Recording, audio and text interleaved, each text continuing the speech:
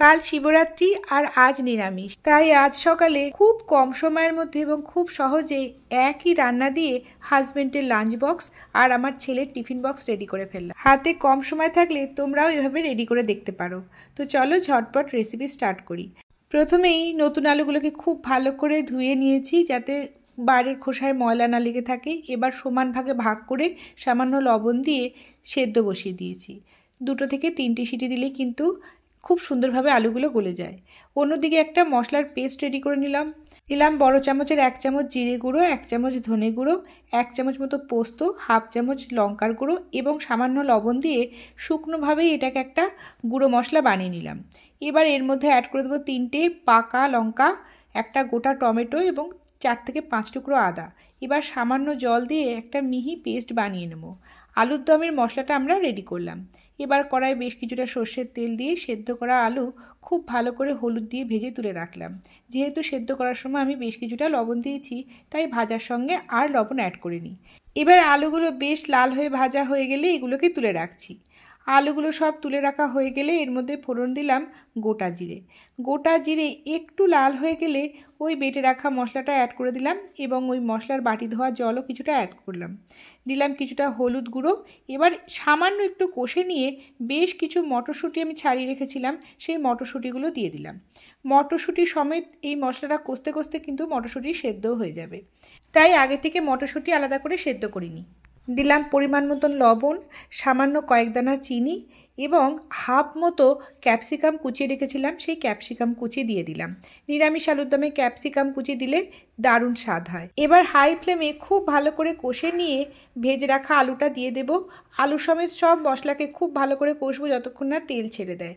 তেল ছেড়ে গেলে গরম জল অ্যাড করে বেশ কিছুটা ফুটতে দেব। যেহেতু আলু সেদ্ধ আছে, ঢাকা দিয়ে 10 মিনিট মতো ফোটালেই কিন্তু বেশ ভালো রকম গ্রেভি তৈরি হয়ে যাবে। এবার ঢাকনাটা খুলে নিয়ে ওপর থেকে কিছুটা কসুরি মেথি দিয়ে দিলাম।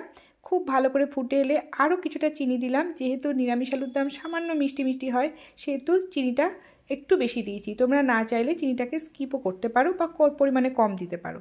ওপর থেকে ঘি এবং গরম মশলা ছড়িয়ে দিলাম। দেখো আলুর দম কিন্তু আমাদের রেডি। কি দারুণ দেখতে হয়েছে, টেস্টও কিন্তু দুর্দান্ত হয়েছিল। আর এই আলুর দম কিন্তু লুচি, পরোটা, রুটি সবের সাথেই দারুণ লাগে। আবার নিরামিষ পোলাও বা ফ্রাইড রাইসের সাথেও কিন্তু দারুণ লাগে। দেখো কি সুন্দর গ্রেভি হয়েছে, খেতে তো দুর্দান্ত হয়েছিল। তো চলো এবার বানিয়ে নিই এর সাথে দেওয়ার জন্য পরোটা। গমের আটার পরোটা আজকে বানাচ্ছি, কিন্তু বিশ্বাস করো এই পরোটা ময়দার পরোটা থেকে কোনো অংশে কম যায় না। দারুণ স্বাদ হয় এইভাবে বানালে। দিলাম লবণ আর হাফ চামচ মতো ঘি। এবার খুব ভালো করে মেখে নিচ্ছি। সামান্য জল দিয়ে একটা মিডিয়াম সফট ডো রেডি করে নেব। 5 মিনিট মতো রেস্টিং টাইম দিয়ে ওটা থেকে লেচি কেটে নিচ্ছি এবং আমি বেলে নেব। অনেকের 3 কোনা পরোটা ফুলতে চায় না। আমি যে পদ্ধতি দেখাবো প্রতিটা পরোটাই কিন্তু বালিশের মতো ফুলে উঠবে। প্রথমে আমি একটা গোল রুটির মতো বেলে নিচ্ছি। এবার একটা কর্নারে একটু ঘি ছড়িয়ে দিলাম কিছুটা ময়দা ছিটিয়ে। এবার একটা কর্নার আরেকটা কর্নার থেকে মুড়িয়ে এবং আরেকবার একটা কর্নার সাথে আরেকটা কর্নার জুড়ে ট্রায়াঙ্গেল শেপ দিয়ে নিলাম। এবার সামান্য আটা ছিটিয়ে আমি খুব ভালো করে কর্নারগুলোকে প্রেস করে করে বেলে নিচ্ছি। দেখো 3 কোনা পরোটা কিন্তু রেডি। যেহেতু এইভাবে ভেতরে আমি কিছুটা আটা এবং ঘি ছড়িয়েছি, এইভাবে বেললে প্রতিটা পরোটা দারুণ ফোলে।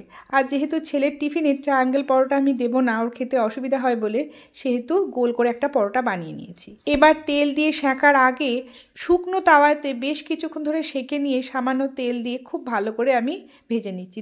যেহেতু আজকে আমার হাতে সময় কম ছিল, আমি একসাথে অনেকগুলো পরোটা ভেজে নিয়েছি, তাই তোমাদের ভালো করে দেখানো গেল না কতটা ফুলেছিল পরোটাগুলো। তোমরা বাড়িতে এই পদ্ধতিতে একবার পরোটা ভেজে দেখো, প্রতিটা 3 কোনা পরোটাই কিন্তু দারুণ ফুলবে। তো ছেলের পরোটাটাও ভাজা হয়ে গেছে। এবার চলো টিফিনগুলো রেডি করে ফেলি। প্রথমেই দিয়ে দিচ্ছি আলুর দম। দেখো ঠান্ডা হওয়ার পর কিন্তু আলুর দমের ঘনত্বটা একদম পারফেক্ট হয়েছে। নিরামিষ আলুর দম এইরকম ঘনত্বের হলে কিন্তু যে কোনো কিছুর সাথেই খেয়ে ভীষণ মজা হয়। তো পরোটাগুলো দিয়ে দিচ্ছি। আর এর সাথে আমি বানিয়েছিলাম কুমড়ো দিয়ে আলু দিয়ে একটা ছক্কা, সেটাও টিফিন বক্সে সামান্য পরিমাণে দিয়ে দিলাম। আর এই দুটো তরকারি দিয়ে কিন্তু পরোটাটা দারুণ লাগে। সঙ্গে একটা মিষ্টি দিলে ভালো হতো, কিন্তু এই মুহূর্তে ছিল না বলে দিইনি। তো হাজব্যান্ডের লাঞ্চ বক্স কিন্তু আমার রেডি। নিরামিষ দিনে তোমরা কিভাবে তোমাদের হাজব্যান্ডের লাঞ্চ বক্স রেডি করো আমাকে জানিও কিন্তু। আর পরোটার সাথে তোমরা এই দুটো তরকারির মধ্যে কোনটা বেশি পছন্দ করো সেটা জানাতে ভুলো না। আর যেহেতু আজকে এতগুলো রান্না করেছি টিফিন বক্স দেওয়ার জন্য, ছেলের জন্য আজকে আলাদা করে কিছু করিনি, তাই ভেবেছি এইটা দিয়েই আমি সুন্দর করে রেডি করে দেবো ওর টিফিন বক্সটাও। তো ছেলের জন্য যে পরোটা ভেজেছিলাম সেটা রাখলাম, আলুর দমে থেকে একটা আলু রাখলাম আর বেশ কিছুটা মটরশুঁটি দিলাম। আলুটাকে একটু স্ম্যাশড করে দিলাম, ওপরের খোসাটা তুলে দিয়ে সামান্য গ্রেভি ওপর থেকে একটু একটু করে ছড়িয়ে দিলাম যাতে আলুটা টেস্ট লাগে। এবার পরোটার দুকোনা মুড়ে ভালো করে পরোটাটাকে রোল করে দিলাম। যেহেতু ছেলেকে বাড়ি থেকে পেট ভরিয়ে ভাত খাইয়ে পাঠাই এবং বাড়িতে আসার পরেও ভাত খাই, তাই একটা পরোটাই ওর জন্য যথেষ্ট। আর ছেলের টিফিনের পরোটাটা আমি একটু মোটা করে বানাই যাতে ওর ভালো মতো পেট ভরে থাকে।